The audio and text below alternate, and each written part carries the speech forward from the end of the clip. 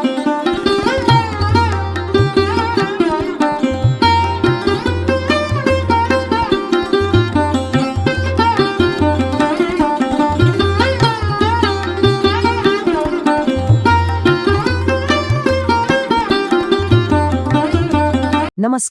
आज बात करते हैं एक ऐसे विलक्षण व्यक्ति की जिन्होंने सिर्फ अपने ज्ञान और तर्क के दम पर पूरे भारतीय उपमहाद्वीप की सोच और आध्यात्म की धारा ही बदल दी।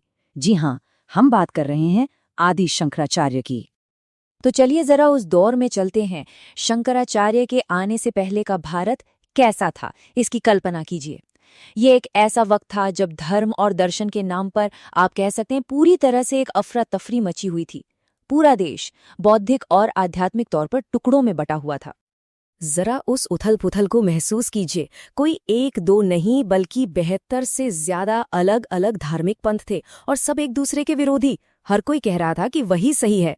चार्वाक जैसे नास्तिक दर्शन से लेकर कपालिक जैसे तांत्रिक मतों तक विचारों का एक ऐसा जाल था जिसमें आध्यात्मिक शांति तो जैसे खो ही गई।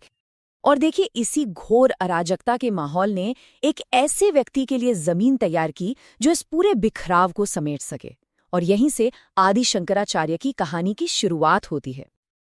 तो ये शंकर आखिर थे कौन, जो बाद में शंकराचार्य के नाम से जाने गए? उनकी कहानी सच कहूं तो किसी चमत्कार से कम नहीं है, जो बहुत ही छोटी उम्र में शुरू हो गई थी। उनका जन्म हुआ था 788 ईस्वी में केरल के एक छोटे से गांव कालरी में। सिर्फ 7 साल के थे जब पिता का साया सर से उठ गया। लेकिन उनकी बुद्धि इतनी तेज थी कि आप यकीन नहीं करेंगे, महज 16 साल की उम्र तक आते आते उन्होंने न सिर्फ सारे वेद शास्त्र पढ़ लिए थे, बल्कि उन पर अपनी टीकाएं तक लिख डाली थी। लेकिन उनकी जिंदगी में जो सबसे बड़ा मोड़ आया वो बड़ा नाटकीय था। एक दिन वो अपनी माँ के साथ नदी में नहा रहे थे कि अचानक एक मगरमच्छ ने उनका पैर जकड़ लिया। जब लगा कि अब बचना मुश्किल है तो उन्होंने अपनी माँ से गुहार लगाई, माँ मुझे एक सन्यासी के रूप में मरने की इजाजत दे दो। एक माँ के लिए कितना मुश्किल रहा होगा, पर उन्होंने बेबसी में हाँ कह दिया।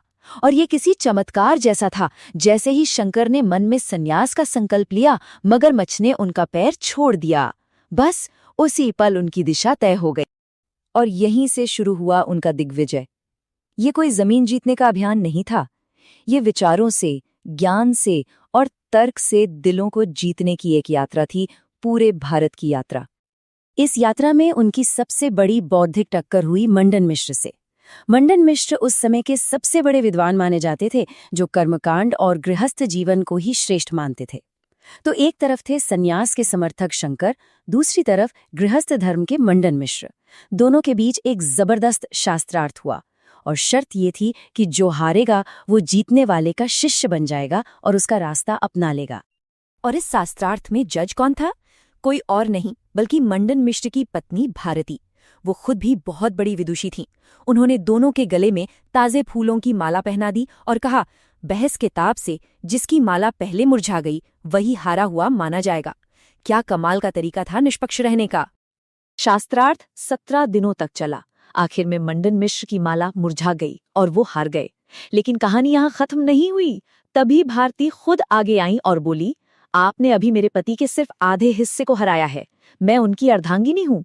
अब आपको मुझसे शास्त्रार्थ करना होगा। और उन्होंने शंकर से काम शास्त्र यानी सांसारिक प्रेम और संबंधों पर सवाल पूछने शुरू कर दिए। अब ये एक ऐसा विषय था जिसका एक बाल ब्रह्मचारी सन्यासी को कोई अनुभव नहीं था। इस अनोखी चुनौती से पार पाने के लिए शंकर ने 1 महीने का समय मांगा और फिर उन्होंने जो किया वो तो अविश्वसनीय है। उन्होंने योग शक्ति का इस्तेमाल करके अपनी आत्मा को एक मृत राजा अमरूख के शरीर में डाल दिया। कुछ हफ्तों तक राजा का जीवन जिया, राजकाज और प्रेम की हर बारीकी को अनुभव किया और जब वो ज्ञान हासिल हो गया तो वो अपने शरीर में वापस लौट आए। फिर उन्होंने भारती के हर सवाल का जवाब दिया और उन्हें भी पराजित कर दिया। तो शास्त्रार्थ तो जीत लिया, पर शंकर जानते थे कि विचार तभी जिंदा रहते हैं जब उन्हें सहेजने के लिए संस्थाएं हों। अपनी बौद्धिक विजयों को एक स्थायी रूप देने के लिए उन्होंने एक बहुत बड़ा कदम उठाया। उन्होंने पूरे भारत को एक सूत्र में पिरोने के लिए देश के चारों कोनों में 4 मठों की स्थापना की।